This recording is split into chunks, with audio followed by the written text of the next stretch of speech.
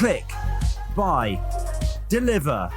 With remote purchasing from the 2-time Motorcycle News Dealer of the Year, Colchester Kawasaki. Proud sponsors of Chasing the Racing. 3, 2, 1, and welcome back to Chasing the Racing. And the tour of Northern Ireland continues, and we're up and whereabouts are we? Where are we? It all becomes You a tell us, big. John. County Tyrone. Where's that? County Tyrone. County Tyrone, there We're we delighted go. to be joined by John Burrows. Welcome to the podcast. How's things? Thank you very much. Things is good.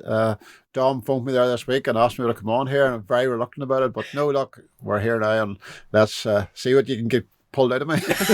I tell you what, this is the most nervous podcast I'll ever do because I've essentially emotionally blackmailed into it. But John, like, you got to give the people what they want. Come on, John. He's like, I'm not sure. Whenever he started talking about the money, then I started to sort of perk my ears up and get interested. So right, well, that's the pod over. Let's pull the plug. I tell you what, obviously you might sort of follow the podcast, but we'll have a wide range of guests, from right across the sport, different disciplines, but like a completely different. And we haven't actually had a thoroughbred roadsman on for a while, so you kind of fill in a niche for us, which we're delighted to have a quick crack with you. Well, arguably, you are the Irish national scene, aren't you? Really, it's a case of we had Adam. Oh, sorry, Adam.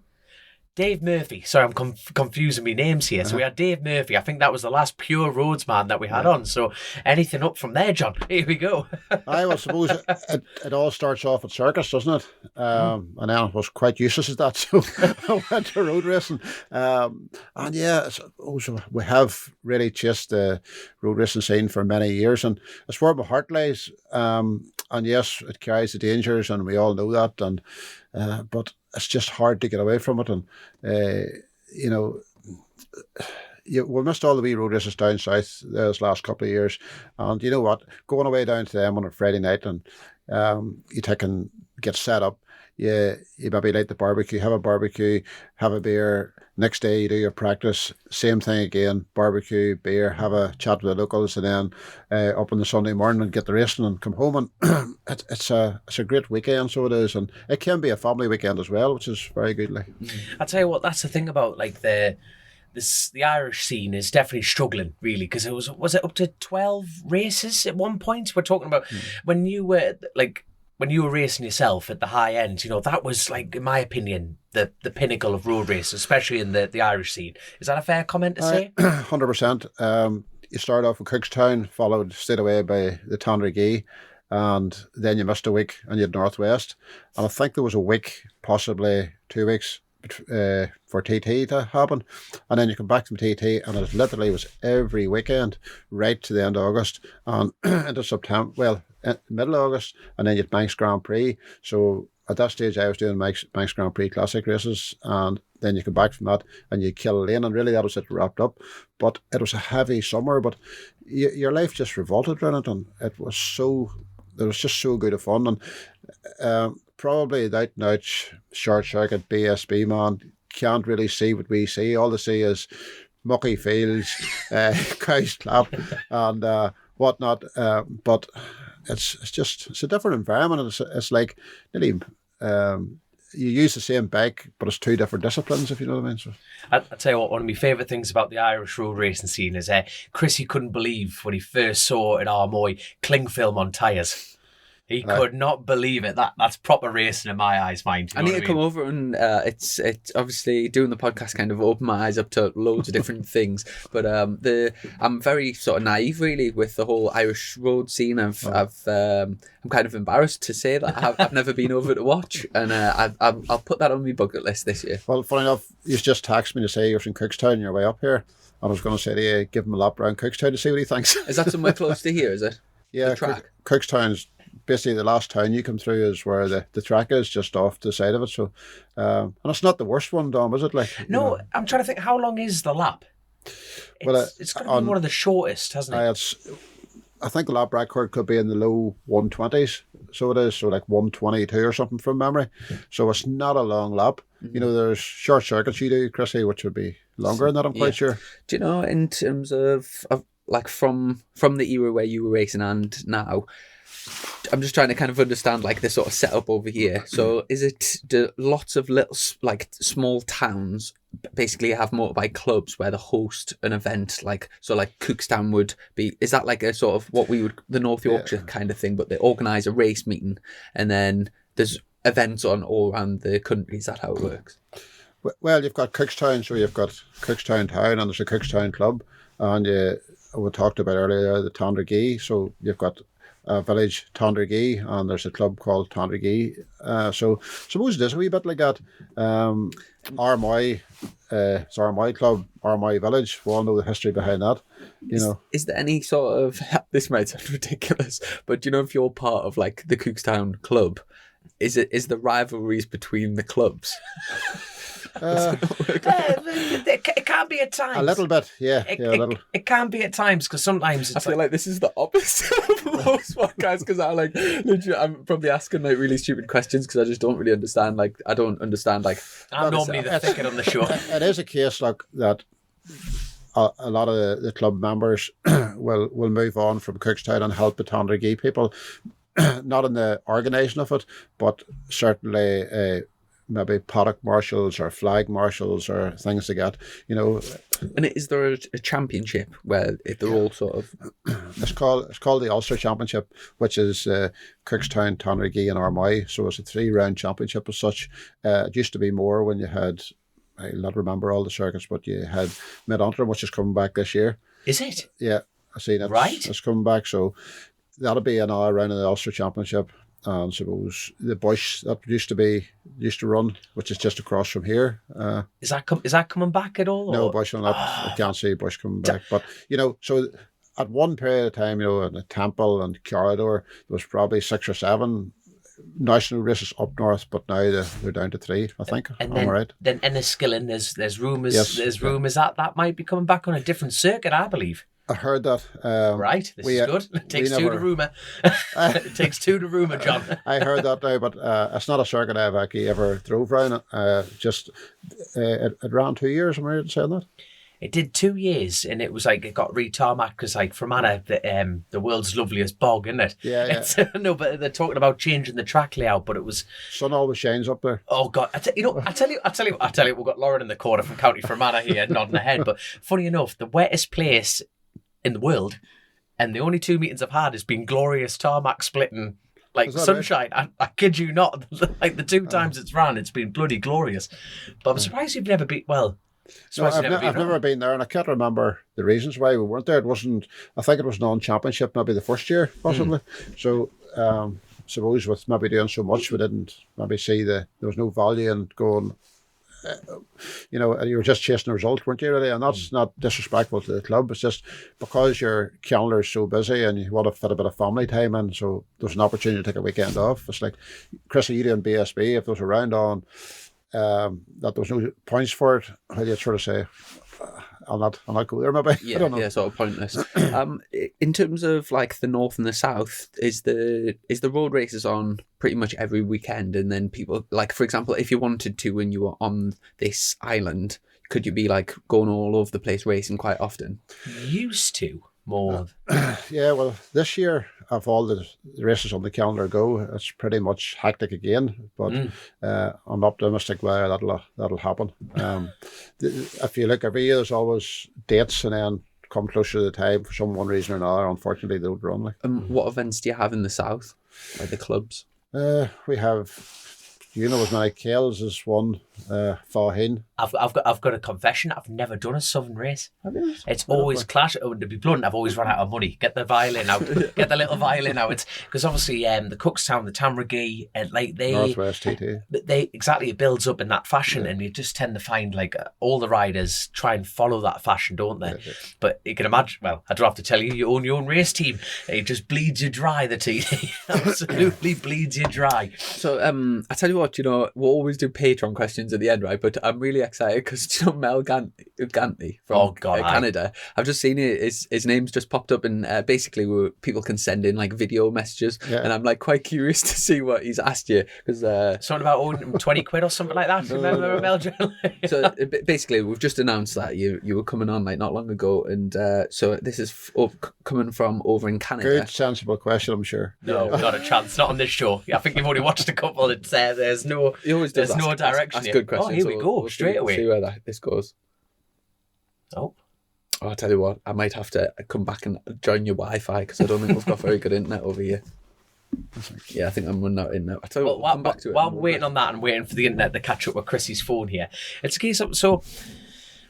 You said at the beginning there that you did a bit of short circuits. You did like in your own words. You said you were rubbish, which I really find hard to believe. So it's a case of was the roads. Was that just what was your attitude towards the roads? Like you said, it's a very dangerous, and we both know why we do it. We love it, but before stepping into the road scene, what was your draw? What was your initial draw to it?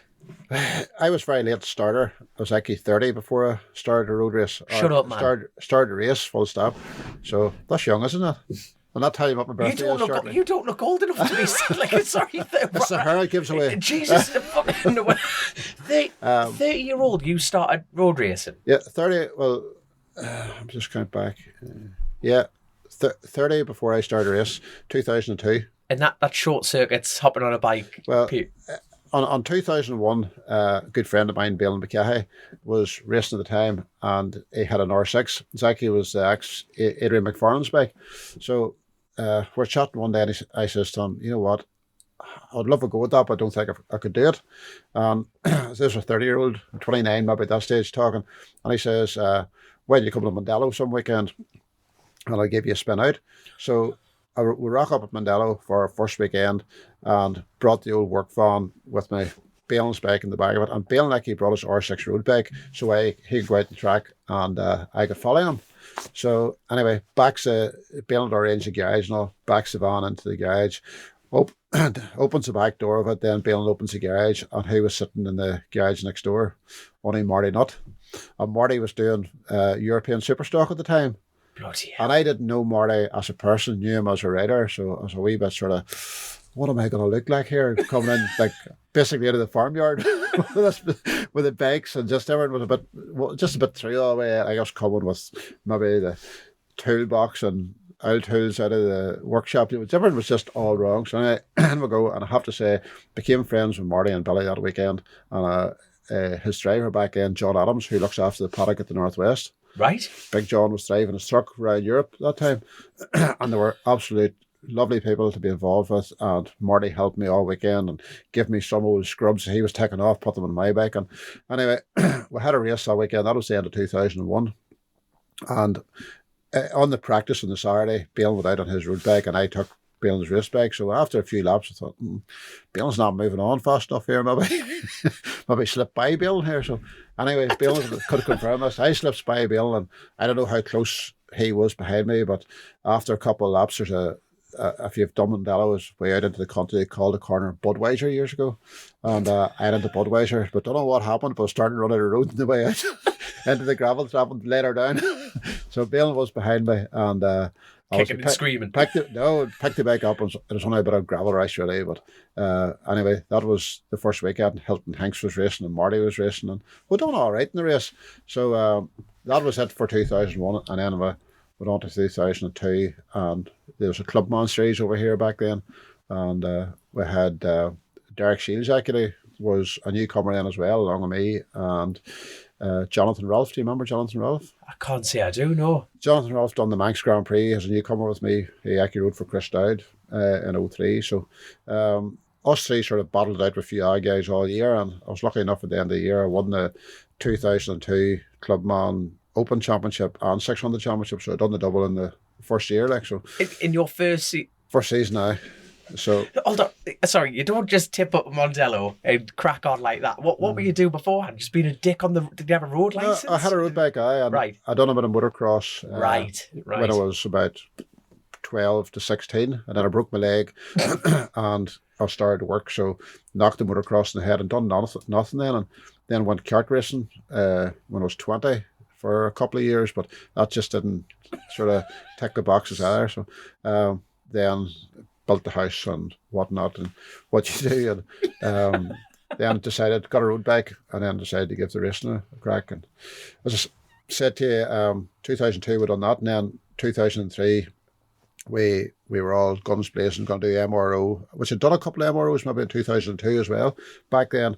MRO, was that over in Bempsey, it's like the Bempsey Champion? I said, a Same girl, Bernie used to run it. Was she a girl from Southern Ireland maybe? who's that? Sorry, A girl, Bernie.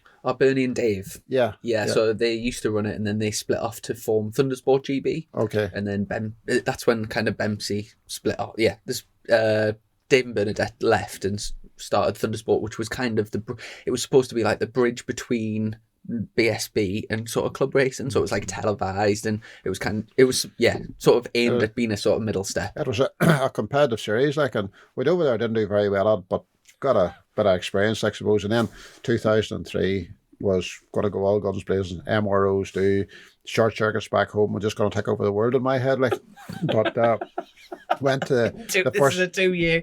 This is 2 years of stepping on. Went to the first weekend at Akadue, and I was sponsored by a guy, Hugh Murphy, HM Sports Motorhomes, and anyway, he had built me 1,000, and everyone was good and whatnot. But went to the Easter weekend. I can't remember what I could call that weekend, but the Ankle-On trophy races, I think that's what it is. And Derek Shields and me said battled out the 2002 championship, which I won. Derek went to full nationals against Meg Swan and Hilton Hanks and Marty, not them guy.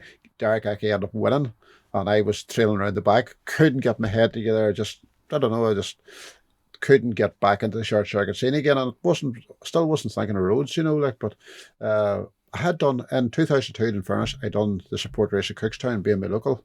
Right. So I did. That's gone back a bit now, but on the last lap, you know how it works over here. You start off in waves, 7, whatever. And going on to the last lap, I was leading the support race, the first road race, and across the line, and fist up in there. I thought I won the race and all, and come Show back me the in. money. Paul Ernie had caught me from Group 2 and beat me by half a second or something. So that was, but look, it was good, supposed to do it and whatnot. But Was that your introduction to the roads? the roads, that was only road race I done in 2002, and again in 2003. That was just my own in my head. We'll just do that. Cookstown being local again, but got off to a bad start in 2003 on the short circuit scene. I just instantly wasn't enjoying it. So Is that because you did a road race, do you think? Possibly. So we done the 2003 Cookstown, and I won the support. I think I won both support races, 750 and 400 maybe there. I can't remember, but anyway, I definitely won one of them, if not two of them. And then entered into the Northwest, and I got accepted. So I'm going to call you Balls Deep Burrows from now. That's what I'm going to call you. You just jump in, young. So straight away then, you do the Northwest, and that puts you out of the support races, so when you do an international race. So Right. that was sort of hitting the head, but then the Manx Grand Prix, I don't know for why, it started coming to my head. So 2003, we've done the Manx Grand Prix as well, and I'd only done, I think, prior to that, maybe Kales in 2003. So it, again, hadn't a lot of road race experience prior going to the Manx, but Yeah. I went and done the homework in the Manx Grand Prix, and it was, that's worked in all right. Because one of my friends was on the newcomers course with you, Alistair Bailey. Yeah, I remember. Yeah, Alistair Bailey. It's like, and who else was on that newcomers list? Jonathan Rolfe I mentioned was on it. Yep. Hutchie done my newcomers race that day. Yep. So he did. Alex Donaldson was a great national road race man back home. Who else would have been back then? I was going to say Kenny McRae and Gordy Taylor, but they already Manx Grand Prix men back then. Right. I don't know if you remember them, Dom, or not, do you? I can't say I do, no. They're much too old, them boys now. So, Do you know when you set yourself the challenge of going to the Manx, did you find it difficult to learn the circuit, or did it come quite naturally to you? You know what? I didn't struggle one bit at all to learn it. Wasn't a hero at it, don't get me wrong, but I didn't struggle to get the rights and the lefts and whatnot. well, prior to that, had you been to spectate or anything on the Isle of Man? Was it like... Aye. Well, what do you mean, I? whenever you asked me or told me you're coming here, so I thought, right, what am I going to say here? And that did go through my head. My very first TT that went as a spectator was 1993. So, and I actually thought in my head today, well, that's 10 years later. I actually was a writer from going to watch it. Never been in the Isle of Man before. And we rocked up on the boat into Douglas, walked up Broadway. We're staying somewhere in Broadway, dumped the bags off and had to go straight out for the Formula One races starting. So the lady's house we were staying in, we asked her, how do you get to the circuit? So she pointed us a couple of roads. You know what Broadway is like there? Yeah. Spaghetti Junction in it. So we walked off and we come to the course, and where we came to it was the bottom of Bray Hill. That's where we just come out at the bottom of Bray Hill, and we literally were there 10 minutes, and the first bike come through. I'm trying to think who went off number one that day. Mark Flynn is ringing a bell in my head, and I'm not 100% sure. But he came down and had a curb cam sitting on the inside, at the bottom of Bray Hill, and he just clinked it with his foot, and the curb cam just went all over the place. But it just seemed, insane to watch bikes going down at that speed.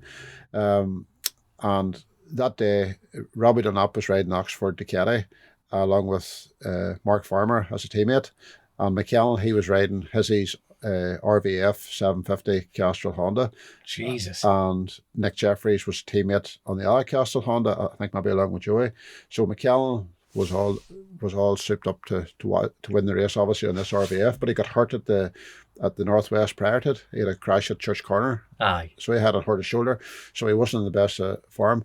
But anyway, Nick Jeffries ended up winning the Formula One race. So he did, and which is Nick's only win it, TT win. It was, yeah. So, and do you know what? I see Nick on Facebook and I see him about the paddock. I never actually spoke to him, and I must actually go someday and tell him that story. Like, it's the first time I've ever arrived in Isle of Man, and he won the race. So, do you know, from so standing at the bottom of Bray Hill, seeing them come past, was there something instantly inside that you thought to yourself, one day I need to do this myself, or did that just come naturally later on? No, definitely not.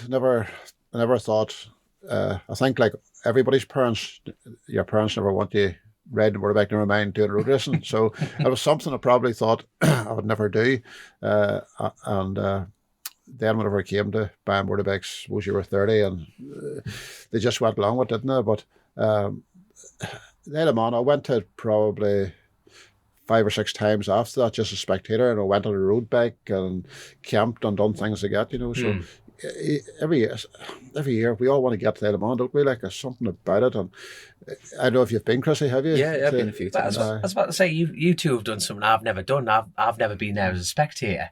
So never. My dad's raced my entire life, but my experience of watching like around the mountain course was pit lane. You know what I mean? I only learned about the mountain course. So your dad raced, so you were actually at the paddock. Oh, I like overalls twice the size, like hooked up and stuff like that. But classic bikes, you see, never modern stuff. Yeah. So you didn't pit. So you used to just go up. You used to get a seat on the petrol pumps and just, all I ever saw was the top of Bray Hill. That's all I ever saw. And you know what? Even to this day, a lot of people's the same. You take it, all the teams and most of the mechanics are there because it's a job within the professional teams. They've never seen a bike go anywhere else, only down by them and start and finish, really, when you think about it. Tell you what, the worst thing I've ever done, worst thing you could ever do is your first breakdown and you watch people come through. You know what I mean? I remember breaking down I had my own ZX6, but the power commander packed in, but it went into map mode 1. So when you get a wire failure, but my map mode 1 was the pit lane limiter. Yeah. And it just went, and I'm going in the Balagary and the thing it was just like it lost two cylinders. I was like, oh shit. So I had to park up on the inside, got fed lasagna and 6 bottles of beer. Oh God, you get treated like a king. And she parked me on this bench. Oh, it's a cracking seat. And by the time everyone came through, it was the sidecar passengers. My respect for sidecar people was insane. I'm literally sitting there like I'm in the Mississippi, like drinking beer, looking at the sun go down, and these lads in the Birchills came in, and it was just not a single roll of the throttle, absolutely flat stick, and you could just hear the tyres screech. Is that at the actually on the corner itself? Actually on the inside of it, and you could just. Phenomenal. What's been your favourite place to spectate? I know where it is. I'm starting to think of it now. Just before they come to Ballacrane, the fast right-hander. Gorsley. Is it ghostly? Aye, it's got the white. It used to have the white building, but they got rid of it. Used to have what? The white building on the left hand side. I know exactly what you mean. It's like they had a little had the little door. There's a house there on the left, and then a long wall. Aye. You just come out. It's after Greba Bridge. Yeah, that's the one. Aye, that's the one. And then but I think they've got rid of that building, or the door. They did a change anyway, but I remember all the riders kicking off about that. They put timber all around the corner on the outside, plywood. Yes. You remember if anything would happen, at least there's something to try and stop you from getting in there. But that would stop you or not, I'm not quite sure. Like, yeah, do you know from your first Manx, how long did your riding career span from that year? Well, I retired in 2012. What was your first Manx? 2003. Right. So, but then 2003 Manx, and then at that stage you could do the production TT. So I done the 2003 Manx, the production TT on 2004, and then 2004 Manx again. But then you couldn't do the 2005 production TT. They stopped that, so it was I had to wait till another year to get to the Manx in 05. Right. And in 05 I got my only ever podium at the Manx in 05, and then I went to TT in 06. What class was it that you got the podium 600. in? Right. And Ian Patterson, you remember Ian? Oh, Ian's still doing it, isn't he? Like, yeah. Well, he Granda he is too. I think Ian from the North East there. Aye, yeah. I think he packed in. Has he packed in? Aye, he used to be the fastest North East lad ever around the team. He had a lovely, great big banner above his awning. He's a terrific guy. Used to have that. He won it, and Seamus Green was second, and I was third. And me and Seamus has been great friends, and it was lovely to share that podium with him. And as I said, it's my only podium at the Manx Grand Prix, and I felt as if probably it was there's a lot of hard years the Manx then. Alan Jackson was there at that time, and he set the lap record over 122 back in 05. Jesus, 04. that's fast on. That's chomping that. What I'm 750 Kawasaki's. Right. What do you call your guy? And then a man. He's passed on now. They don't them bikes. Gonna say, is Wilson Collins was up beside him, wasn't it? Desi. Oh, it's gone. But anyway. So, did he? Sorry, I've got to ask this question before it leaves me mind. Did he beat Hutchie then? Did I beat Hutchie? in the first year. Hutchie came, and Robbie Sylvester, I got friendly with Robbie, so we were sort of working with Robbie outside his dyno. Robbie brought the dyno over and dynoed all the bikes in the paddock and whatnot that time. Right. So Hutchie came as a newcomer, and I suppose really unknown as such. He'd been doing short circuits, and he was riding a CBR 600, and he kept bringing up the dyno to get it dynoed. And then I was riding McAdoo's 750 Kawasaki, the one that Bob Jackson had rode. So right. I rode that in the newcomers that day, and it was a great opportunity to get it, and it's a lovely bike and everything, but it's just so hard that it's flat side carbs. It's so hard to get out of Ramsey Herpin and the gooseneck, and you just come out and blah before we go. But when you got it wound up and going, it was a terrific bike. But anyway, you could see where Hutchie's career was going after that race. He kept bringing the bike up to the dyno, and the best Robbie could get out of it was 99 brake horsepower, and he won the race and on a lap of 117 or 116 possibly as a newcomer. And after the newcomers race, he went home, flew back to England, and came back for the presentation. He had a start in the senior, but not in the junior or something, but he didn't even ride the senior. So that year of his newcomers, he just done the newcomers and then went straight to TT the following year. Or was he injured and didn't get no 4 maybe? I have no idea. I had no idea about Hutchie's career on that side of things. He crashed at Northwest, so he did. I'm not sure it was at 04, 05, and missed the TT the first year he was supposed to do it, I think now, something like that. But so were you riding for McAdoo then, in your first time there? I done my newcomers race for McAdoo on the ex-Bob Jackson 750 Kawasaki. Oh, so did you buy that bike from McAdoo, or was that under McAdoo's colours? Winston Jason lent me that bike. Right. So I did. So, and actually, it was probably Ryan Fokker who was riding for him at the time. Ryan had asked Winston for the bike for me.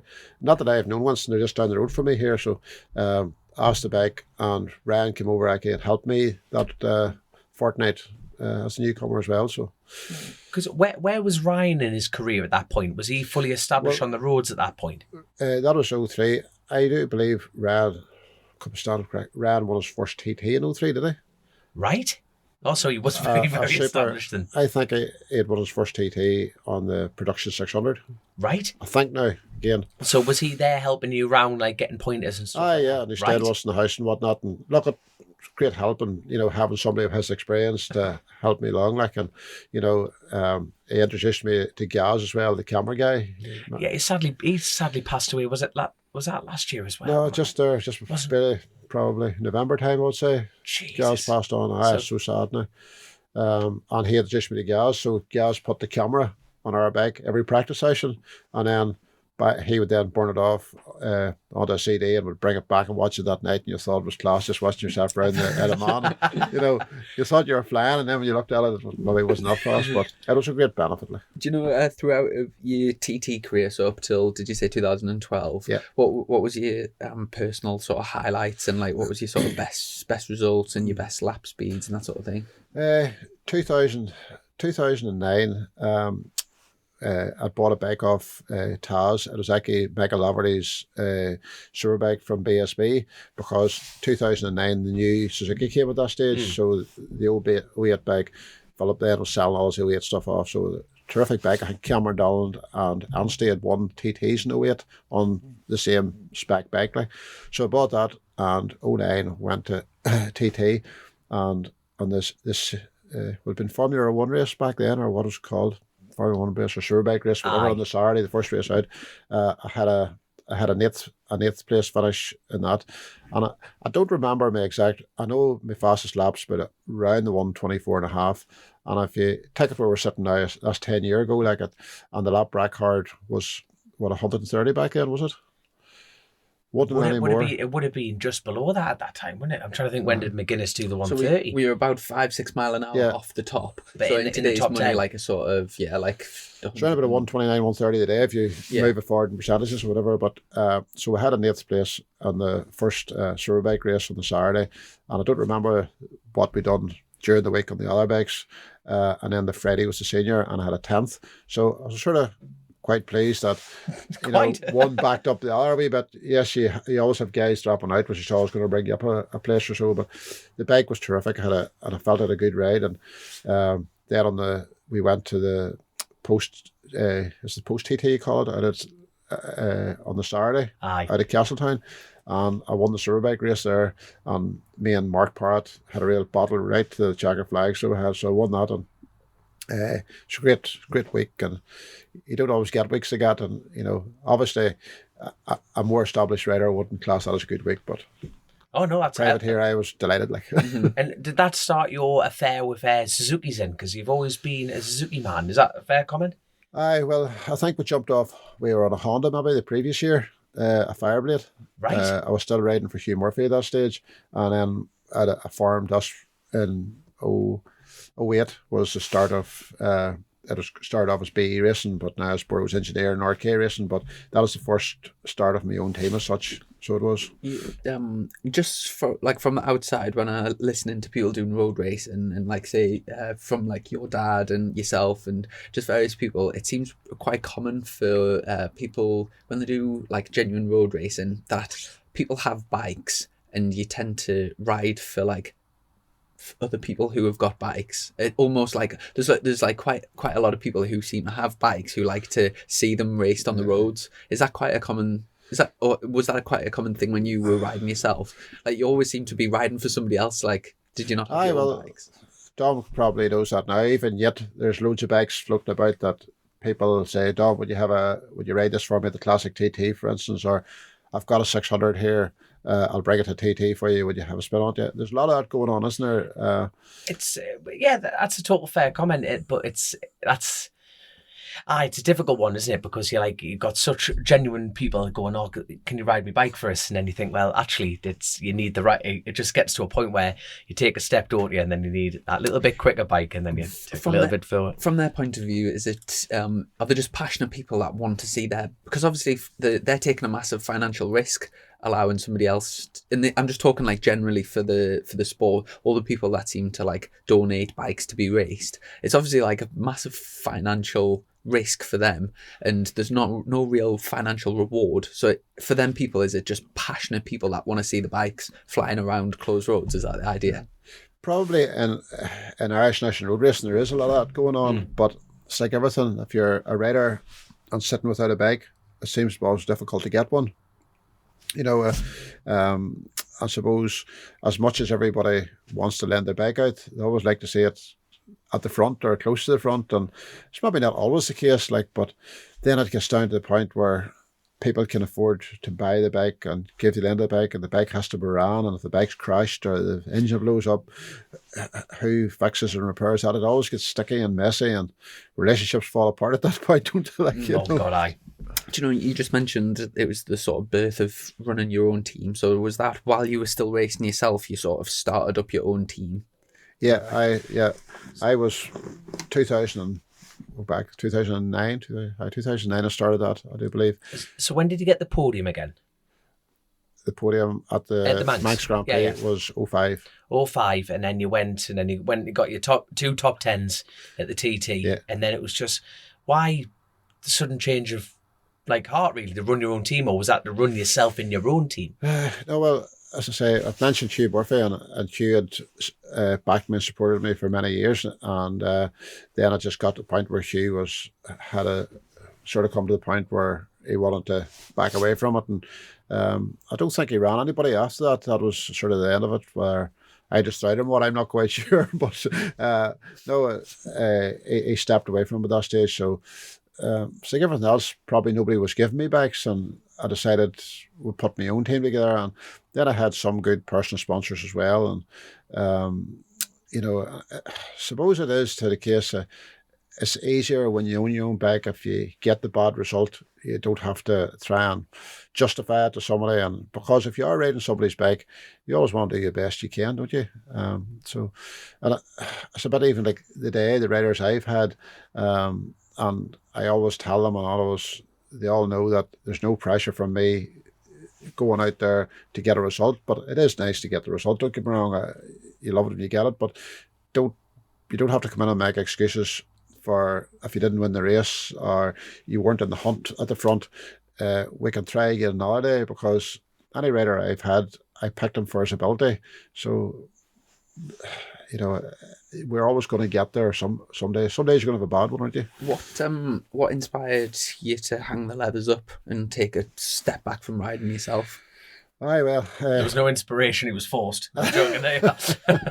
Look, I didn't have any plans to stop racing, and Jack was born in 2010, was my first child, and I sort of suppose it started niggling me a wee bit then when I was doing road racing, and Rachel was at the TT. I just remember my last TT, maybe even 2011.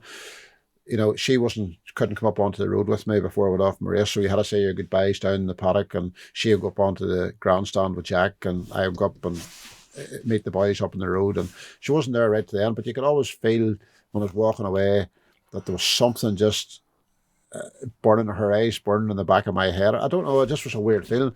But look, when you get on the bike and let the clutch out and go down the hill, you know how it is, Dom. That's it. It's just you and the bike on the road, and if you can't do that, well, you need to pull in. But so 2012 wasn't going to be my last TT, so it wasn't. But good friend Trevor Ferguson unfortunately lost his life at the Manx Grand Prix in 2012, and Trevor and me done a lot of socialising together. We brought in 2011/2012. We brought in that New Year's Eve together. So that's the kind of friends where we were close. And to this day, his son Danny, Danny. Danny was with me a lot at all the racings, does our PR and stuff now, and so he unfortunately lost his life in the Super Twin race while he was maybe dicing for the lead, maybe second place or something. Right up there. His wife, his daughter actually rang me, Jane rang me, and then Doris, his wife, came on the phone to tell me from the race office what had happened, and instantly I set the phone down and said, "That's it, that's me finished." And I never told anybody. Never told Rachel. She was at work, and then she came home from work and I told her, and I felt if I hadn't done it then, maybe just the excuse I was looking to get out of it for the kids was, and Rachel was pregnant at that stage for her second child, and maybe there there was just something bothering me within me. But I don't regret making the decision. Yeah. But I thoroughly missed the racing, and Des, I kind of think, did I make maybe a harsh decision? Should I knock the modern day bikes in the head and maybe fiddle about with 350 Classic and got back to the Manx Grand Prix? But I've never gotten a lap run it, and if there is a parade lap this year at TT, I'm going to ask Paul Phillips how do we go about getting a parade lap. I'd love an lap run for. I come down. The last race in 2012 was a Super Twin race for the senior. He didn't run that year, and so the last lap never felt like it. I didn't. Aye. If that makes sense to you. Aye. You know, Aye. I'd like to do a lap just to finish the job off. Like it's almost a close. Aye. Close aye. it for yourself. You know, look, it's just when you ride it, it doesn't matter how good you are. You set your own goals, don't you, Dom? And you know, it's a very rare place where it's in black and white. Your barrier is in black and white. You know, you can go to a short circuit or a BSB, and you look at a lap time, but that's so. For me and for yourself, it's almost like a numb feeling, if you know what I mean. But when you get to the Isle of Man, it's no one else matters. You get it like a result sheet, and you just look for one name. You look for your row, and you can. And I don't think I've ever told you this, but it's the most upsetting feeling looking at timesheet. It ruins a lap, doesn't it? For me, like going around the Isle of Man, looking at that timesheet, fucking ruins it. The thing about it is, Chrissy, if you look at, say your best lap is 120 mile an hour for it, and you've done a lap and you've done 121 just for instance, but yet in all you're 20th on the sheet, you've still felt you've achieved something. You know what I mean?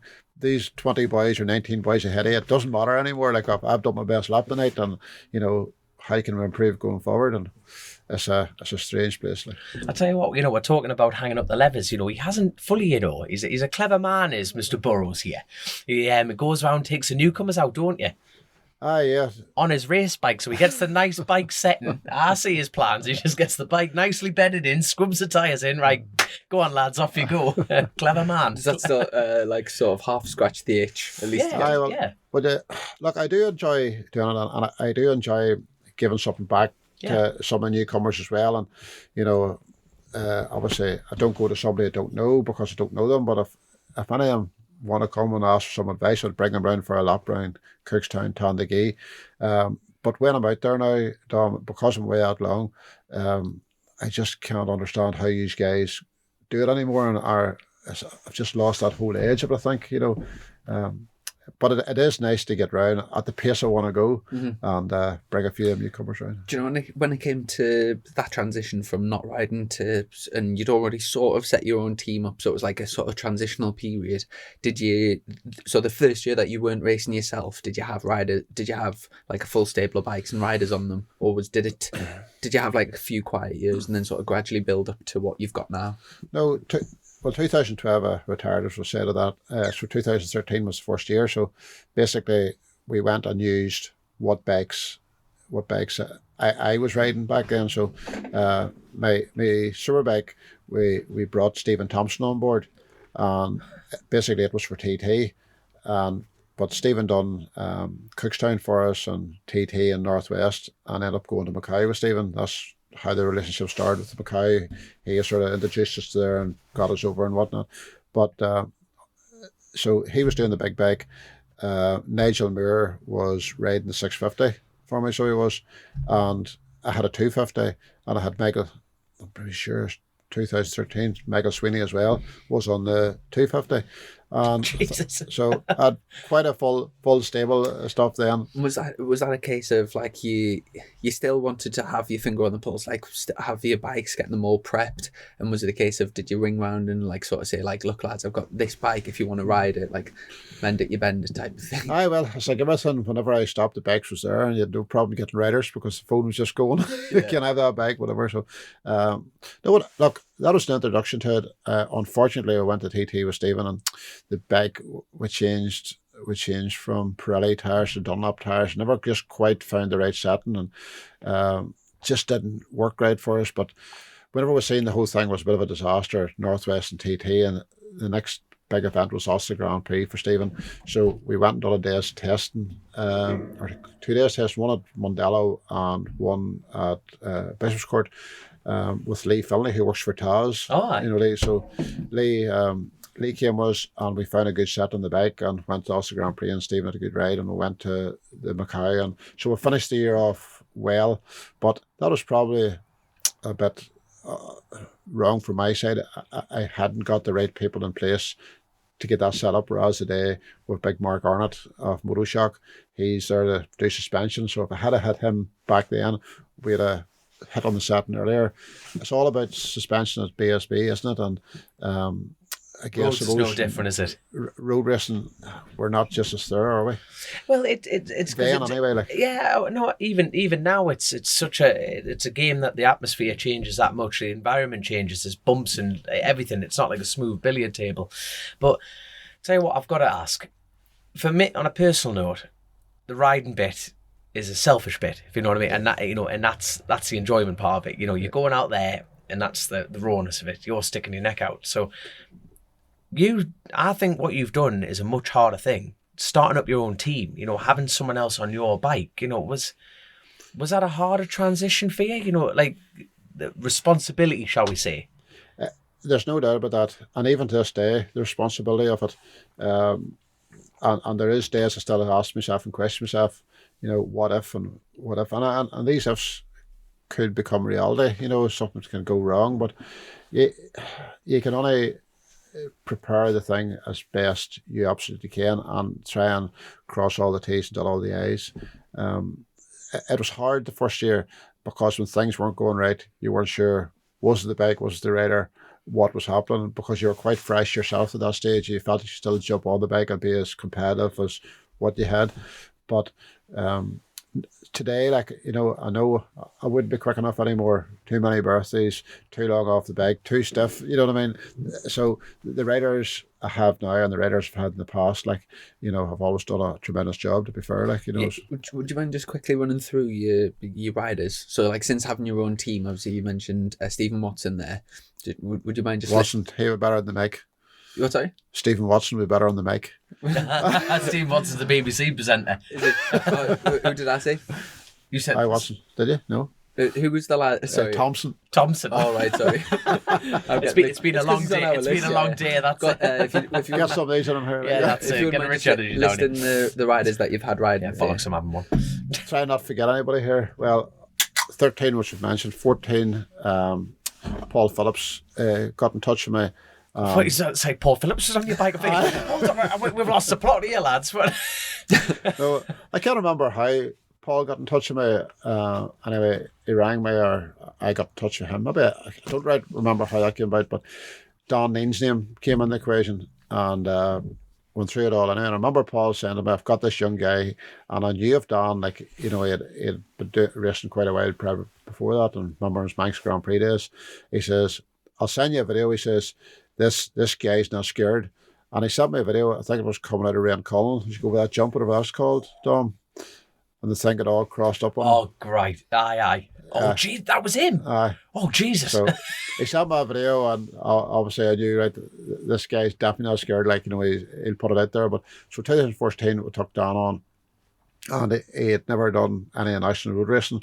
And we come over here with him. And I'm pretty sure, bar Bush road races, he won all the big bike races, bar one or two maybe here and there, but won first time at Cookstown, won at Tandagee, won at Kells, done the double, won at Faheen, won all them road races, and then become the Irish champion on superbikes.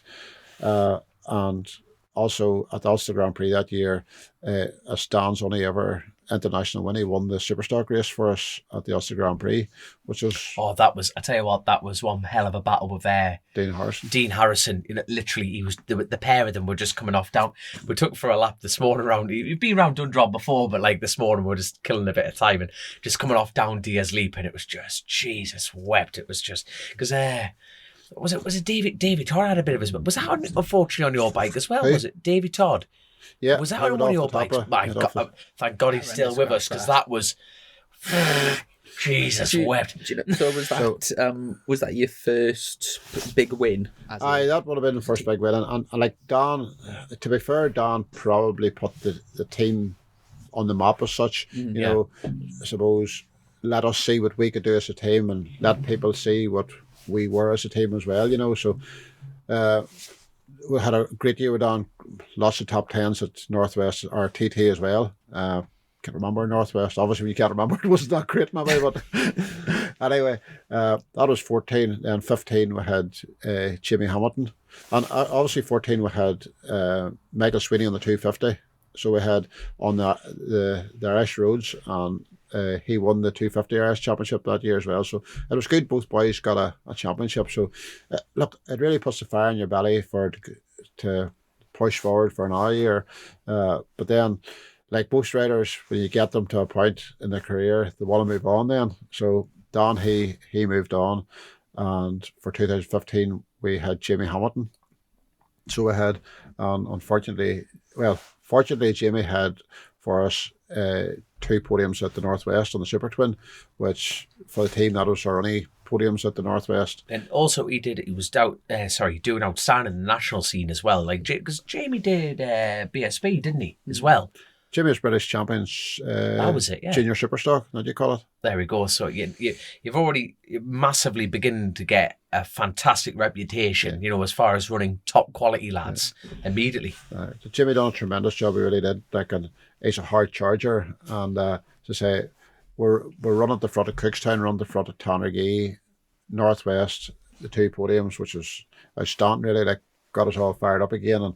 And we're going then to TT, and he'd done 128 mile an hour laps in practice stuff, which is his fastest laps to date. And unfortunately, he had that massive big crash at TT. And it was end of Cronk-your-Body, wasn't it? End of Cronk-your-Body. He did his leg in, and his we're definitely aiming to get him on the show one day, and we'll get the full story on that side of things. But he was a very, there's a terminology I like to say, lucky unlucky. You know what I mean? He's unlucky that he was involved in a crash, but he's lucky that he's still with us. It was a massive get off. Like, I know, I imagine Jamie took the corner in 6th. It's definitely a flat out 5th, if not a 6th gear corner. Wow. And it bike stepped out and launched him down the road, and I done a serious damage. So lucky that there was a couple of people there that were medics, and they were able to attend to him straight away and saved his life. So that unfortunately finished Jamie's career. It was such a shame because he was such a character within the team. The crack was good. Everything was working on track, off track, and everything. So, but the good thing about Jamie, though, he's a massive, great ambassador of road racing, and he always sticks around with the team. And he's what's good about him is, like, a lot of people getting injured, both on shorts as well as roads, and it's easy for them to it's the sport's fault. You know what I mean? And Jamie's actually a really good, strong, personal, ambassador for the sport. He really is. He was about our awning more times than enough, and he's very welcome, and it's always great to see him. And obviously he's still a lot of following as well. So he has, so that I can't remember who we took on. We had a few guest riders really in 15 then, just to finish out the year.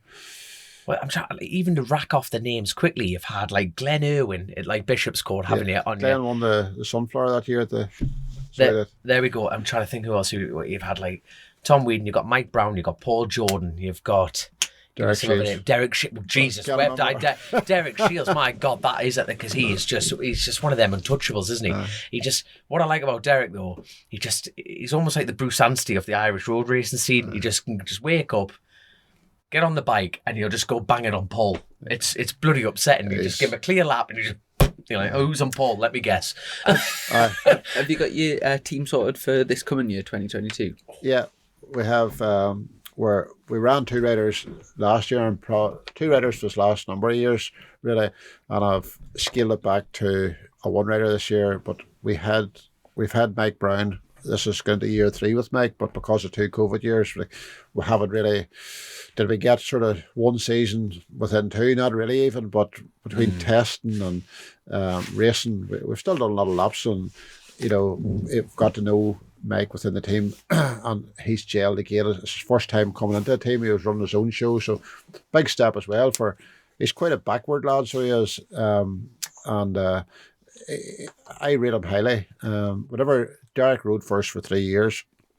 I don't even know how many national road race wins he's had, and we've won a few championships with Derek. And it's hard when it comes to the point where Derek and me were going to go our separate ways for no bad reasons. Just want to try different things, and I never thought I would have a replacement for Derek. It's kind of hard to get a complete replacement for Derek Shields. As you said, he just goes out and bangs on the pole or whatever. But this lad, Mike Brown, again, Mike's 30 as well, so he's at the age I feel that now that 30-year-old is better for road racing. We bit maybe more calm, are you? Like, and you can look at things slightly differently. But Mike has come on board, and last year the Cookstown 100 was his second ever ride on a big bike. He'd only ever rode 600s, and we put him out at Armagh on a big bike, and he thought he could work with a big bike on the road. For he's tiny. He's a small lad, like, isn't he? He's small. He's Ulster City size, like, so. Really, that small? Yeah, I didn't realise it was that small. So Armagh first time out, and his results didn't warrant the achievement he done. On the second Superbike race, he finished like 6th or something, but he was way back, say 20 seconds back. But by the end of the race, he was matching the lap times of apart from Michael, he was matching the lap times of the second, third, and fourth place men. So that result went totally unnoticed, but I noticed it because obviously I was looking at my rider and looking at what he was doing. So I knew he started to want to ride a big bike. You had Malachi Mitchell Thomas ride for was that 2016? 16, yeah. And because I was actually racing with him in Junior Superstock. Yeah. Like sort of running up and maybe 2000. Yeah, I think it was 2016. Yeah. And because he was riding for Silicon, wasn't it? Yeah. I was Silky. It's one of us is getting it wrong anyway, but I think it's Silicon. I'm not going to try it. Yeah. I'm pleased it's changed to Dow Racing now because it's a lot easier to say. But yeah, Silicon, and then he started the national road racing, and you got you did quite a few events with Malachi.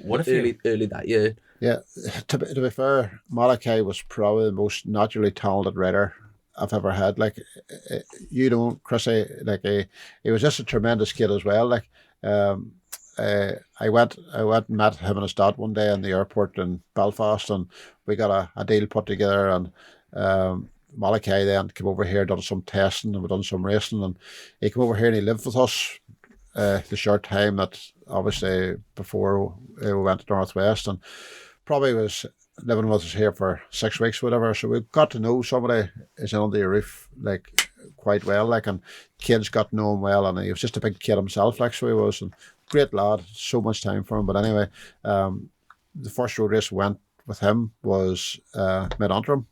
The wet year. Him and Farquhar and Shields it was, wasn't it? So Jesus. I don't have to tell you the ability. We've talked about Derek, the ability of Farquhar and that. And first Superbike race, Mal, never seen the place before, practiced the Friday night and went out and beat Farquhar and beat Shields in the first Superbike race. Like, that takes some guts, which guts he had loads of it. He was on pouring with ability. Second Superbike race, I would say Derek was definitely at a point where, here, boy, this is not happening again. And I think he just beat Derek possibly, so he did in the second one, but he had a second place, and he won both 600 races, and he was second to Farquhar. The two of them crossed the line together in Super Twin. So he came over, and there was great money to it. I've been out another weekend, so he got a bit of a paycheck in his pocket and all, and everything was good. And then we went on to Cookstown. Was the next one? Tandregee was the next one. I can't remember which one was. Didn't Cookstown, Tandregee take turns of like which one they run first? But like Malachi came from a supermoto background, wasn't he? He was heavy, and you could just see that style. You know, the way he just attacked, like, because that Mid-Antrim meeting was covered in dirt, and the way he attacked the jumps at Tandregee. Did he do the Manx that year or the year before? The year before 2015. 121 man alongside Billy Redmayne. It was a new lap record he set, didn't he? For a Manx Grand Prix. Yes. So that would have been a 22 then. That would have been a 22 then. It was around that sort. It would have been around, but galloping anyway. It was absolutely howling. He was motoring on, and say that probably really got him noticed, didn't it, by a lot of people. And but we went to Cookstown in 2016, and he didn't win any races at Cookstown, but he was in the podium in every race. He jumped off. They were in the 600 race. William Dunlop was leading. Dan Neen was second, I think, and Malachi was third. But they were Dan and Malachi was bringing back William, and on the last lap they went out over the top of the hill out the back, and there's a wee skift of rain come on, and as soon as Mal pulled the brakes by, she just took the front. I remember that, yeah. Bike went sliding down the road. He went sliding down the road, Chrissy, with his head first, and him on his hands sliding face down the road, and the bike hit the recticel, and he got up and walked away. Come back to the truck, and the last Superbike race had to be run. And I can remember him, there was Haribos in the truck, and he just started to eat Haribos, so he did, to get the sugar back, and he was shaking like a leaf, like he was just, the nerves had overcome him. But anyway, out he went in the Superbike race, and Derek went out and won it, and Malachi was second, with either William Dunlop third or Dan Neen third. But that was something like that. But Mal jumped off a bike on a road race and jumped on a Superbike, went out and beat William Dunlop and Dan Neen. Like, and it's an incredible ability he had. Like. He can ride a bike like Gideon, could he? But he was like, I tell you what, right? He made such an impact on Irish racing in such a short space of time. You know, just as far as his character. And it was unfortunately it was at the Northwest in the Super Twin. Yeah, was it the Super Twin race? Yeah, Super Twin race. Yeah. Like, look, he won the hearts of everybody, didn't he? He did. You know, even a lot of girls liked him too. Like, a lot of pissed off fathers out there. He was just an all-round great guy, so he was. I personally never got to meet him, you know, which is a damn shame. But like his impact was massive, absolutely massive. As a newcomer at the Northwest, first 600 race that day, just prior to the Super Twin race. Don't remember the winner, but anyway, he was dicing for third place on the last lap with Peter Hickman, and Hickman beat him on the last lap for third place as a newcomer. So, like, you know, there's not many people can do that. He went out on the Super Twin, and say our twin was okay. It wasn't probably the best one on the track, and he had a good, comfortable second place, like, but unfortunately, it just didn't work out, and poor fella lost his life. And it's one of the hardest things. Definitely questioned myself about running the team and just knowing him so well and whatnot. And his dad Kevin was a big encouragement to keep the team going and whatnot. And to this day, Kevin and me are still very friendly and message on a regular basis and whatnot. But like, nobody will replace Malachi, especially to his father. Like, you know, it's such a major loss. Like, you just can't come to terms with what that would feel like. But you know, it really just showed like the strength of like shall we say, like the racing community, especially in road racing, like the impact that he left and the fact that people still want to continue in his name. It's huge. It really is huge. Like, if a picture of Mal comes up on Facebook today, whatever, like, there's, you know, it just stands out, I think, doesn't it? And there's loads of people have them memories of him, and you know, I only knew him for a short time. You knew him far better than I would have, Chrissy. Like, no, you know. I raced in the same category as him, and so I knew him to say hello to. But it was actually I once had a fundraiser up at my place, and a girl who just lives down the road was dating Malachi at the time, Caitlin, and I walked in and Malachi was sat there, and I didn't. At first, it was like miles from where he lived, so I was a bit surprised to see him. But but yeah, it's like you said, it's an unbelievably tragic loss to the sport, and definitely if you know, huge rising star, and it's you can always say if buts and maybes, but one thing's for certain, if he didn't lose his life, then he would have, he had a lot to give to the sport. There's no doubt in my mind that I believe he would have been a top TT man at the level of Hickman's at today. Like, he'd have been right there with the Dunlops and Hickmans, the Harrisons. He was just such a naturally talented guy, like, so he was. Speaking of Hickman, you've had Hickman on your bike, haven't you? We were doing a bit of Googling on you, and I think we're trying to figure this out. Well, we've had him on bike, but we never actually got a finish. 2016, Peter rode for me at the TT. That was it. And we didn't get a finish in the Super Twin race, unfortunately, with him. But Peter never got a finish either on a Superbike, a Superstock, a 600. He broke down absolutely every race in 2016. And then he went back in 17. I think he he got podiums and maybe even his first win possibly. But so just shows you if the luck's not with you, Dom, it's not there. But again, it was nice to have him on the bike and form the relationship with him. Even to this day, like Peter's a great guy. Like he's he's doing his whole Valley thing now, and we've got known, but they got through Jack as well. Like and it's had a Dunlop road for me as well. Michael. The list is just getting longer here, Chrissy. The very last 250 race at Scarborough was 2013, possibly the Lee Pullman 250 race, and Michael was on my 250, and William was on Michael's 250. If you can work that out. And the two boys were diced to get on to the last lap, and Michael won the last 250 race at Scarborough on our bike and beat his own bike with William on it. Aye, that would have been a canny conversation back at home, wouldn't it? There you go. Well, what do you call the hairpin that you can see from the paddock? Mere hairpin? No, that's not mere. It is. Aye, that fit. Oh, it's horrible, that little turn. If you're standing in the paddock and you look way up, you can just see the bikes come out of there. And William led out of it, and Michael come over the start-finish line. So I'm not sure what way that worked out on the way down. You probably won't want to know. Simple as that. Do you know, in terms of what's your main sponsor for the team? Like on the side of the fair, and I know it's very recognisable, but okay. Yeah. RK Racing. It's a lady called Charlotte Richardson, and Charlotte's from London. And you're going to say, how did somebody from Cookstown, County Tyrone, get involved with somebody from London? Well, just go back to Malachi. Malachi's father, Kevin, introduced me to Charlotte back in 2018. No, sorry, 2019. So I think the years now. COVID's throwing it up there.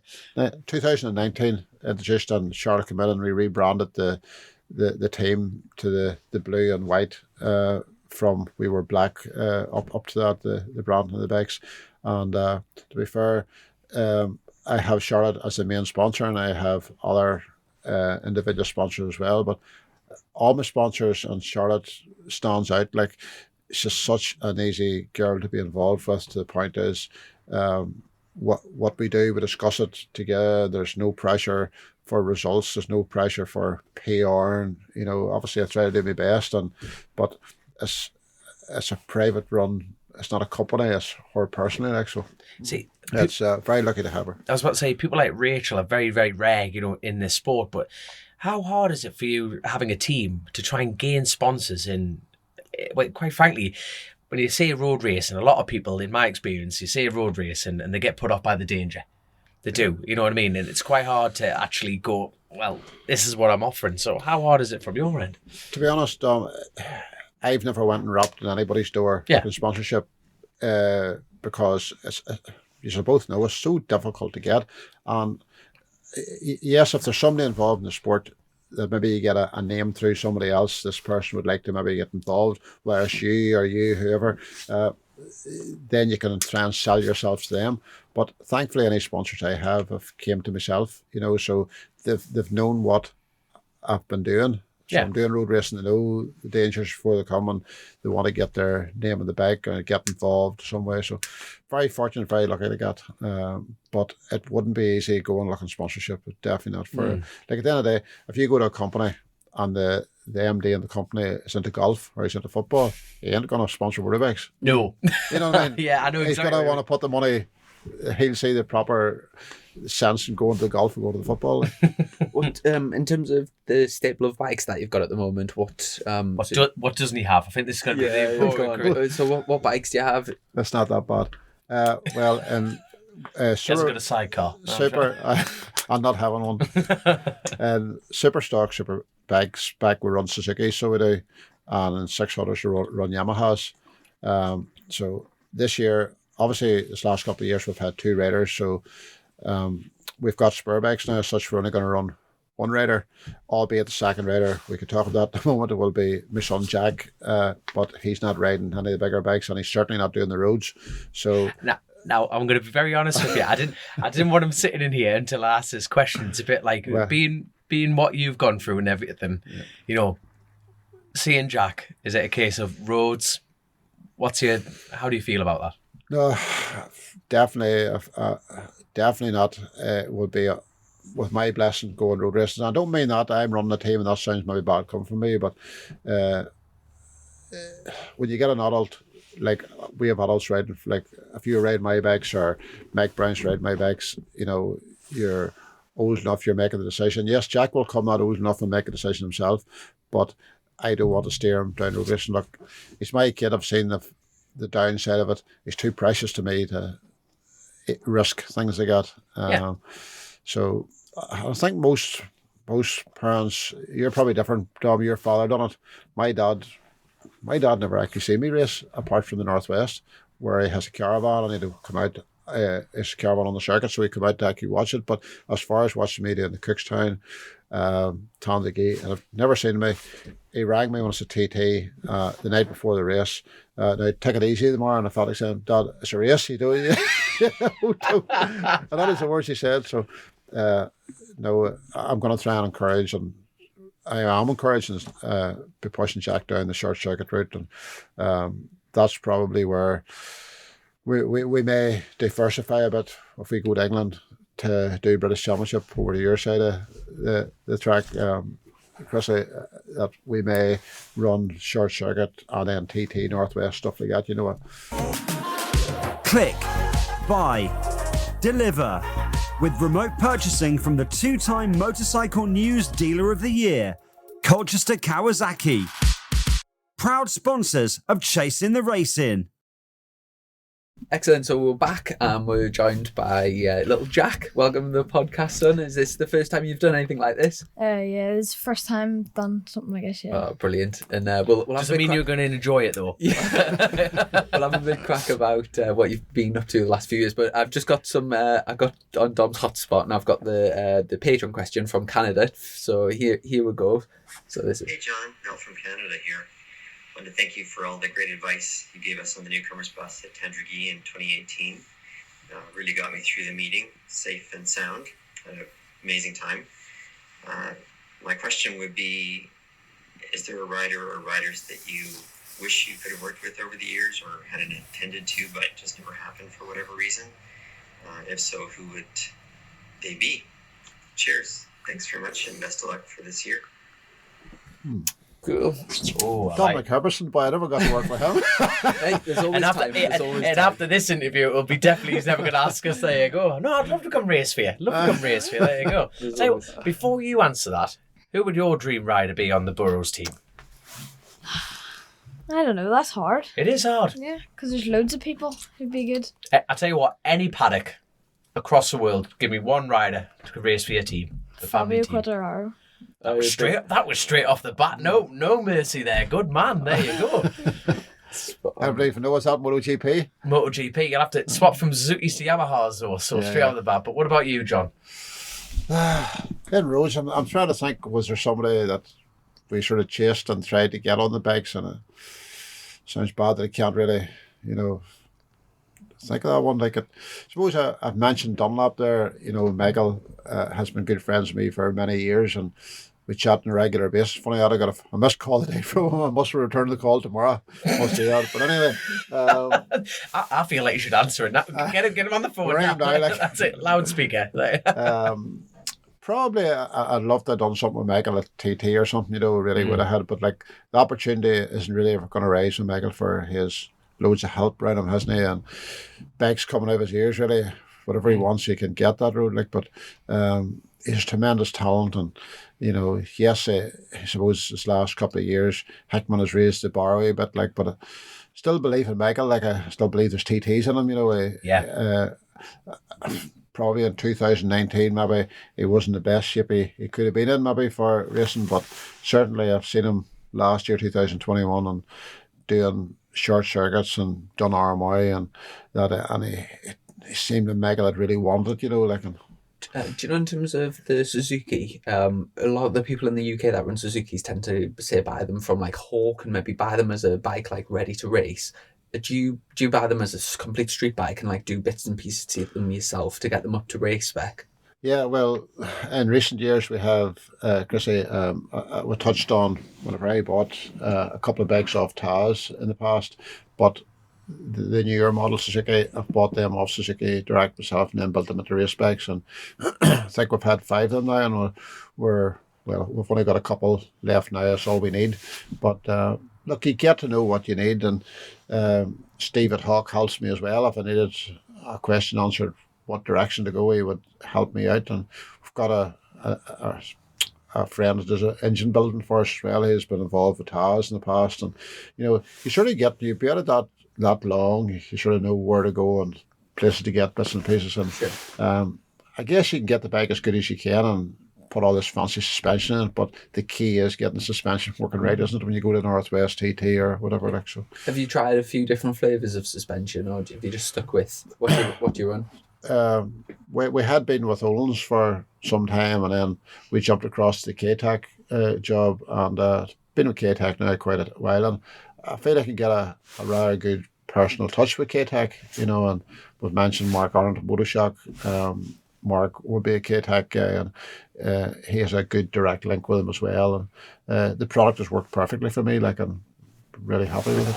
Excellent. We've got a really long question, which I think it's a lot of questions in one comment, but I'll read the whole thing out and then we can maybe just pick a part of it. So Mike Orton, what sort of budget is involved in running the team for a full season of Irish Nationals TT Northwest and Ulster Grand Prix?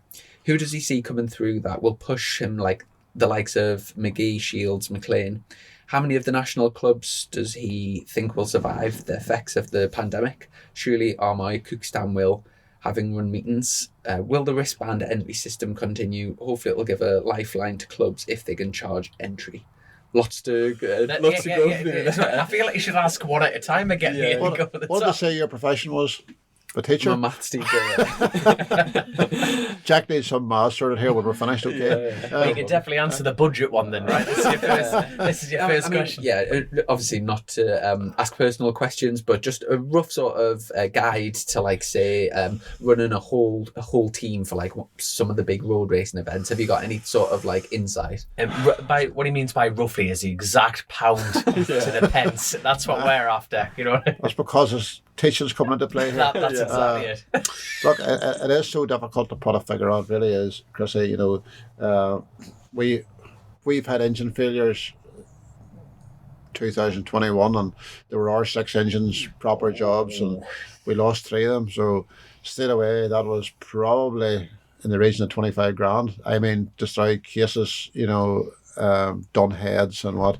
So if you're having that put into your road race budget, it could floor you of what your budget was, so it's so hard to put a figure on it, but running, and depending how many riders you run the team. We've run 2 riders in the team, we're back to 1 rider, doesn't by no means cut the budget in half or anywhere close, because everything, like, we still have the same bikes, so all has to be repaired. The only thing different is you're getting wear and tear on double amount of bikes engine wise, so figure wise, it's just so difficult. I would be scared to count it up. Yeah. But so as I say, going on that one about you go to the Northwest and go to TT with and dropping motors, it's a disaster. Like, and the both events are that close together. Getting parts, getting them fixed. You see, this is the question I always ask myself. I love the Northwest. I love the event. I love everything about it. But if I had to go, like at the moment, like sitting here right now, I don't have a big bike ride going in the next season.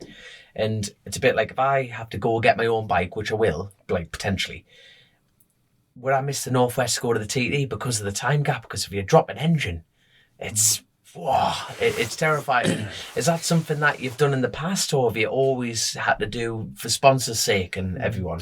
Well, we've always done the Northwest, and because you're an Irish team, yes, and you have mostly your sponsors are Irish. Yes, we talked about Charlotte, and Charlotte's from London, but she sponsors the team because of Northwest TT, Ulster Grand Prix, and so forth. So we have to do the Northwest for our local sponsors, and the riders I have on board want to do the Northwest. Yes. But a couple of years going back to 2017, the time the new Suzuki came out first, we dropped an engine at the Northwest. We hadn't a spare engine. If you couldn't get a spare engine, the only way to get a spare engine back in was buying a bike. And I struggled to justify the point buying a bike to take an engine out of it. But anyway, our truck goes from the Northwest TT on the Saturday night. They run the boat from Belfast to the Isle of Man. Otherwise, you've got to go through Heysham. So the week later. So I always take advantage of putting the lorry on the boat on the Saturday night, going across the Isle, setting up on the Sunday, flying back on Sunday night.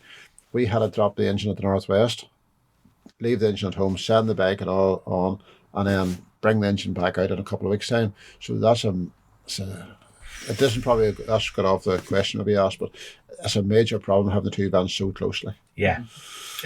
Was there any other parts of that question that you particularly wanted? That's what I say. I think we answered part one of that part, Yeah. part 3 questions. So it's like, where what about who did you see come through that there we pushed are. the likes of McGee, Shields, McLean? Is there any sort of young talent that you? Mike Brown. Good Easy answer. They are straight I away. like it. Touch biased. I do honestly think Yeah. Mike's probably going to be the next man to come onto that level. And, I personally think he's got an exceptional talent, and he's an all-round good lad as well. Like, so, we'll see. He went to Manx Grand Prix as a newcomer and was leading the newcomers race, blew up on Sulby State, put him out of that race. I think had a 4th place finish in the senior Manx Grand Prix as a newcomer. Like that's what it's like. That's often. Great result. Went to the TT. So he's done 1 Manx Grand Prix with limited laps. Went to TT, which was 2019 first TT, and he has lapped on a 600. And there's only two lap 600 races, right? On 2019. Jeez, there were 2 lappers, weren't there? He's never done it. He actually told me yesterday he has never done a pit stop yet at the TT. Wow. Because there were 2 laps. He only had a 600. So he didn't have a big bag. So he has never actually done a pit stop. Oh, he's got a lot to look forward So to. that's going to be interesting for it. He is really well organised. Jack, you should see the sweat running off the brows, mate. You wait till you watch that one day, you'll be like, So the fear in a man's eyes. It's just laps shy of 122 on a 600 for his first TT. That's a good. Very good. That's often. The last part of the question actually ties in with another question that we've got from Adam Watt, talking about the club sort of surviving. Adam said something about so I think Irish road racing become outpriced for so many clubs and riders from competing due to the insurance price demands imposed on the clubs. Is that an issue like across the board to do with insurance? Clubs are always struggling, I think. The problem is over here, Chrissy, in BSB, you can charge it at the gate, can't you? And I don't know what much is to watch a BSB today. It's like 40 quid or something. I was going to say Per 20. person? Was that per person? You just said that. Yeah, what's the problem, mate? It's 40 quid, mate. Jesus. So you're 40 quid and you have tens of thousands of people that actually bronze hats, don't you? Yeah, usually like 20, 30,000. So that's a lot of money. You're a maths teacher, you can work all that out. Like, but anyway, Irish National Road Racing, technically, I don't think you're allowed to charge coming in at the gate like as such. Now, what they have done now, they're setting up checkpoints, you want to say, at all the road ends and selling your programme. So trying to encourage the spectator to buy the programme. They buy the programme, and it's usually £10 or £15, whatever it is. That would be your contribution to pay in. If every spectator would do that coming in, it would, one, take the entry fees down for you as a rider. They all have to be paid, and if you're coming from the UK, paying entry fees and boats and everything, it all adds up to a lot of money. Like. But also you can see the reason why the club need that entry fee money to run the event, but it shouldn't be the case that the rider has to pay an entry. But do you know the national scene over here, like a sort of a week? Do you just race on Saturday, or is it Saturday and Sunday? So down south you do Saturday, Sunday, Right. and then in the north it's Friday. So you got like Friday testing, Friday practice. testing. No. Qualifying. I tell you what, in some way I've said this before, like in the early days of the pod, but in some ways it's almost harder than British because you get one crack at each track a year, and you get 5 laps if you're lucky. and there's only four of them count. Aye, There's four only of them. 4 count. Like. So bear in mind, you've got to go out, warm up the tyre. Second lap, you're kind of getting your iron. Third lap, you pray for no one in your way, and you've got to go. And if in say like a Friday, Saturday meeting, what is entry fees for like is it quite expensive to take part? I've been out of that side of it so long. It's like 300 odd quid. Right. It's an expensive, but it's road race. For God, it's brilliant.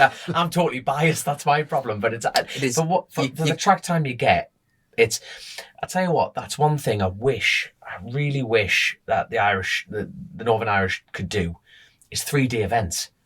You know, like when Scarborough came back, they actually had 3-day events because the council allowed them to shut the roads more. Don't get me wrong, that's a lot more I've been awake far too long today. Disruption, and it's more closures and everything like that. But imagine you would get so many more riders coming to the events. In my opinion, if you had 3 days on track, is that a fair comment to say? Probably would. I would love. He's thinking about his checkbook. He's like, nah, 2 days, Dom. 2 days. That's it. That's me cut. I know. Yes, it does lengthen the weekend. Well, if for the next you'd mess about till it's in for a week then, if you know what I mean. By the time you leave home in the UK and get to Northern Ireland and do your racing, you'll be away for 5 days. But anyway, I just wish there could be more practice. The 5-lap rule that everybody has to do prior to racing, and that's your qualifying. It's just ridiculous, but that's how it is, and that's how it is for everybody. But as Dom says, if you don't get your eye on the ball, early, you don't get a lap. But if you come as a newcomer, which you never know, you maybe do one someday, Chrissy, by National Road Race Man. If you come as a newcomer, so you get 5 laps as a newcomer, then the next time you see the track, that's your qualifying for the class. Now, if you come and you're a quality rider, which is going to be able to run the sharp end, if you had enough track time, you have basically no chance of getting close to the front of the grid with all the experience you have over the Derek Seals, Derek McGee's, Sweeney's, Dunlops, Herbison's, Browns. There's so many competitive good riders, isn't there, on the grid? So, like Davy Todd when he came, and this is a fair question or a fair question or answer, whatever you want to put it, for Davy. Davy never set the Irish national scene alight for us, so he didn't. But when we went to the internationals, he was best newcomer at the Northwest, best newcomer TT, second ever best newcomer TT, bar Hickman. But before he got the track time, but because he didn't get the track time at the nationals, he struggled to get to the front. But anywhere we had the track time, he was able to stretch his legs, won't he? Yeah. He was off, yeah. So it's just a shame that there's not more track time at nationals, but it is what it is, and that's how it is. And that, well, we've just got our fingers crossed for the future of road racing. But let's speak about the future right now in the Burrows team. So, Jack, the deep end, my man, what's the plan for 2020? That's scary to say, isn't it? 2022, brand new year. Happy New Year, of course. Where's my manners? There you go. Can I just ask, how old are you? 22. The age 11, different over here. 12 next month. Oh, great. So what's that like? Are you first year in secondary school? Yeah. Ah, cool. And I know a little bit because you told us outside, but what have you been up to this year, just gone 2021? So we've been riding the Bucci 140 at the Irish Minibike Championship over here. And is that on like sort of go-kart style tracks? Yeah. Right. Ah, cool. And how did the season go? Yeah, good. Got second in the championship. We had a good last 2 rounds. Won all of the races, 5 in a row. So Oh, fantastic. Don't be too happy about it. You can't for 5 in a row. Is there many? Is it quite a big scene over here? The mini bike stuff. Like, how many bikes are in your race, for example? my race, I say there's maybe 10 riders. So yeah, very decent then. Yeah. And is there quite a few different tracks? well, there's 2 this year, but there will be a lot more this year. There's because of the restrictions from COVID. Yeah. We couldn't go down south or nothing. So Right. Oh, so you've got the is it your choice whether to run like an Ovalian or did you say a Bucci? Yeah, the Bucci is a 12-inch wheel bike, which we originally got for Jack to ride, and then the Valley thing came in. Hickman got a series over here for to get the Valley thing up and running, and we got one of them because of the restrictions that Jack just said. We weren't getting enough riding, so we decided to go down the Valley route. But I think there was 6 rounds, and we didn't start to round 3. Sorry, round 3 we didn't start to, and the first 3 in the championship then got going out to Valencia to ride with that MotoGP. But stayed away the first round we won the first race on the day, then we had a second and a third, so a first, a second and a third on the first day of that championship. But On the Ovali. on the Valley. Right. But then the next round I went to, we didn't do so well at the next round because of track time prior to, a bit like the road races thing we're talking about. So we hit that in the head because we'd lost 2 rounds and the points were gone. It was going to be a massive climb to get there, and for one reason or another, we didn't finish out the championship. It would have been nice to finish it out, and I got an opportunity to go to Valencia. But do you know the wee Irish lad that went? Do you like that? Like, I'm getting speaking the lingo. Do you know the Irish lad that went over to Valencia? He was like right up near the front. yeah. What was his name? So, because Is that Joshua O'Brien? So I was speaking to Hickman and Brian McCormack, and they were saying that he was, I mean, internationally against all the Spanish, Italian, like the very best in the world, he's pretty much, he was up there. Is that the sort of level? Are you sort of racing against him? yeah, well, Joyce hasn't come up to do the No, IMC. he hasn't come up yet. I only raced against him in the Ovale. Yeah. So I have so. So is that the 12-inch or a 10-inch? That's the 10-inch.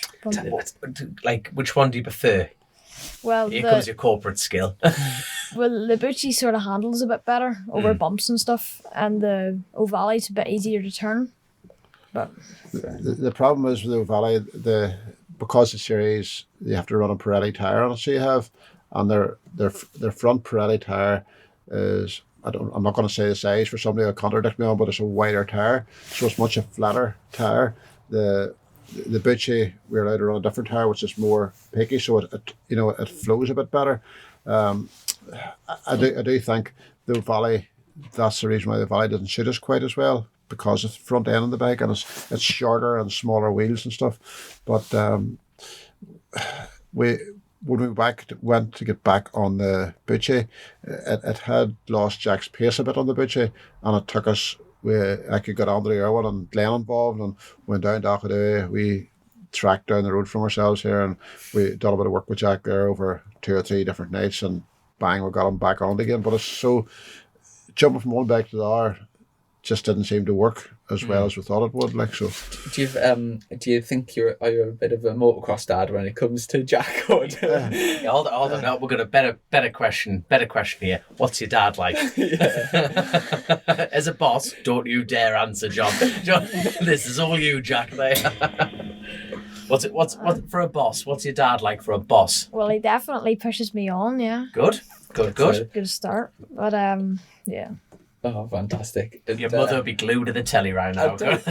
I'm mad to get in here to do something better, aren't I? Yeah. I tell you what, are you doing the Valley thing next year, the championship, or have you not decided? Well, he used to ask me that out in the garage. He says, "What are we doing with this, Dad?"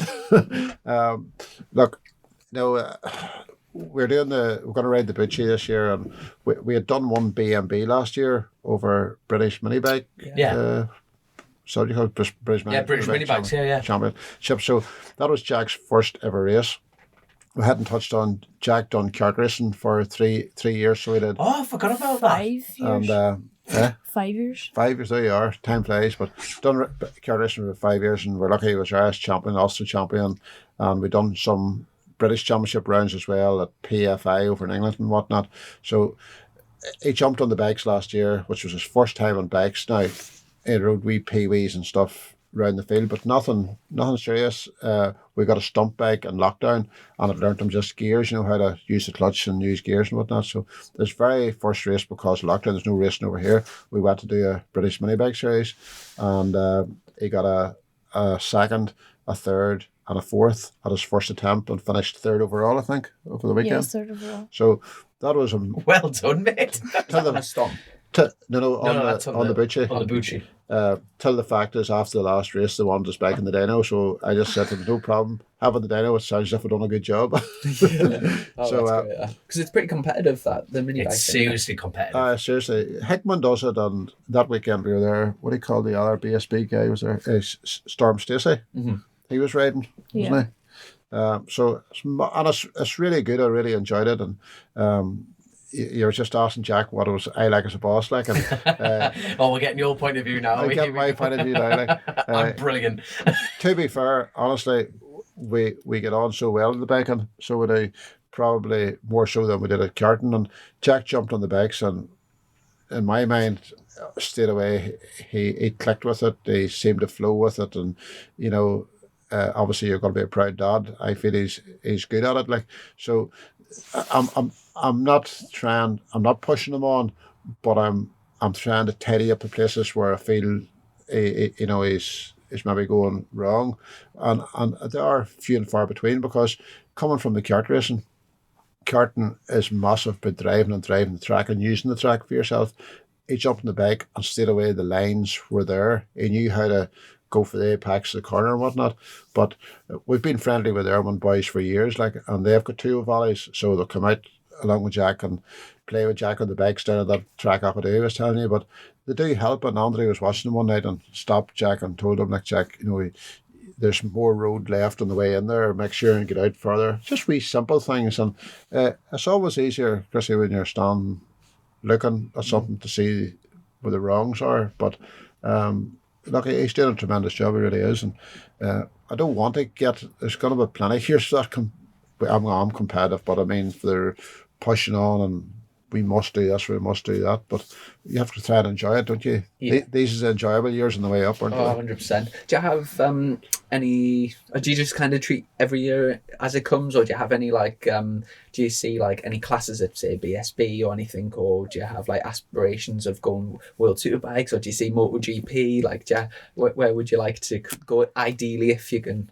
follow your dreams type of thing? Well, obviously the dream is to get to MotoGP or World Superbikes, but if you can sort of get into the BSB paddock, then you can hopefully from Moto3, then you can get to the maybe 400s and then 600 and then the big bike class. I tell you what, Good lad. I tried to be a darts player. It went horribly wrong for me, mate. I tell you what, you've got a great sort of everything sort of a great setup here in terms of especially having the Irwin brothers up the road for advice, and obviously like, if you've got a track that you can practice on and a dad that's willing to take you and get stuck in, so just follow your dreams, son, get stuck in, and you never know where you can end up, but just give it your best and enjoy it. That's the main thing, is like as long as you're enjoying it, and I would say that's my biggest tip, I would say.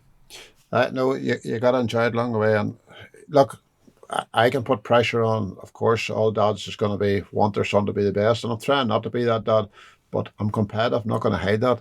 We all enjoy winning, and at the end of the day, I suppose you need to have that goal, don't you? Like, to do that. But as Jack said, he turns 12 now in February, and they've changed. Our plan was to go Moto3 and do a few British Talent Cups, right? But they've changed that now. That it's 13 next year, and then in 2023 it goes to 14. So the cap's off at 14, I believe. And I really do believe that age move is a good thing, Chrissy. Yeah. You're in that paddock every weekend. You know what it's like. 12's young to be riding a Moto3 bike at whatever, 100 and... You can do it well over 100 miles an hour, maybe 120 miles an hour. Yeah. And when you say it like that, and you look at Jack now, and if you were to sort of think in a few months' time doing 120 miles an hour with like walls not too far away, I think you're totally right. I think them couple of years out now is going to help. Now we are getting a Moto3. We can ride a Moto3 back home at Kirkeston and Bishop's Court in the Ulster Championship, and the grids are so much smaller. You may have 10 to 15 riders on the grid, and there's just so much more room then on the track. Whereas you go to BSB, and as Jack said, that's where I'd like to go, and that's where I'd like to bring him, and hopefully that's where our goal will be in 2024. It gives us 2 years now of learning of how to ride a Moto3. So when he goes to England, it's a massive step, learning them circuits, so he can forget about what he's actually sitting on, because he'll know what it feels like to ride that, and he can then start learning the circuits. Like. Mm-hmm. Jump in the deep end without your armbands, mate. Good lad. Good lad. And you're very good on the microphone as well. We're gonna have to watch our backs here, Chris. You know what I mean? Very, very calm and confident. But I'll tell you what, I think that is a perfect time to wrap up this evening. Let everyone go to bed. Like, it's been a long day for everyone, and it's 26 o'clock.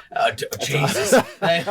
one more to go. The pair of you are doing this, mate. So we've got this is a little game that we just run. So we have got a leaderboard. I haven't got it up at the moment, but the top score is in fact the fear in your face. Jonathan Ray just actually just got top score. So it was 13.5 and he got slightly over 13.5. So should we give him 13.6? It was definitely a 6. Yeah, 13.6. But basically, you just hold it like that and then like squeeze as hard as you can. So you get two goes. I'll shift this microphone out. Go on, Jack. I hope you beat your dad here. This will be mid crack.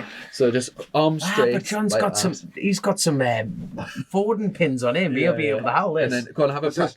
Is this competitive thing coming out on me? Oh yeah, here we go. Straight on. You video it too. Is Johnny Ray live there watching this? Recording? I'm recording. Right, go on, have a good squeeze. Go on, I think you'd, if you... Yeah, do that. So on. Do that. So have a good squeeze, go on. And that's 9. And then, Squeeze, man. and then have a little break. I've got a bad finger. That's a truction finger. That's it. And then go on. Right, this is Straight it, up. like. Yeah. Squeeze. You've got this, mate. All Go you've on. got. Squeeze. That's That's more like a 10.5. 10.5. That's very strong. good. Strong. We'll let it go with that. Wait, you're not at the bottom. Yeah. Go on, Jack. Think You your have finger on it. the bottom. Right, Jack. Straight arms. Go for it. Yeah, that's it. Here we go. Right, Go on. that's it. Go on. Wow, good lad. Go on, one more time. Straight arm. Up in the air. That was much better the second time, mate. 11.2. That's it. I'll shift this. But lads, thanks so much for coming on. And I truly wish you all the best with your racing for next year. Get stuck in. And look forward to. I tell you what, I'm really looking forward to seeing a bit of road racing for for it being a long old gap with the whole COVID job. So really looking forward to seeing all the bikes out in action sometime soon. Hopefully. And I wish both you guys the best in 2022 for whatever directions you're heading and whatever you get your plans released there, Chrissy. And obviously, we're going to see Dom over here. Did you hear the we're going to see him again now, Stewie. He's quite quiet, as you know, around the paddock. Like, you never see him. Book. I'm a closed book, John. What can I say? I'm a closed book. But yet again, lads, thank you so much, and we'll catch you next time. Hold on. Sorry, I'm jumping the gun. You've got to thank the sponsors. Yeah. So check our sponsors, Colchester, Kawasaki. Massive thank you to all of our patrons, and we'll continue our tour of Northern Ireland tomorrow. It's been a long old day today, but lads, thanks very much for your time, and catch up soon. Cheers, lads. Cheers. Click, buy, deliver. With remote purchasing from the 2-time Motorcycle News Dealer of the Year, Colchester Kawasaki. Proud sponsors of Chasing the Racing.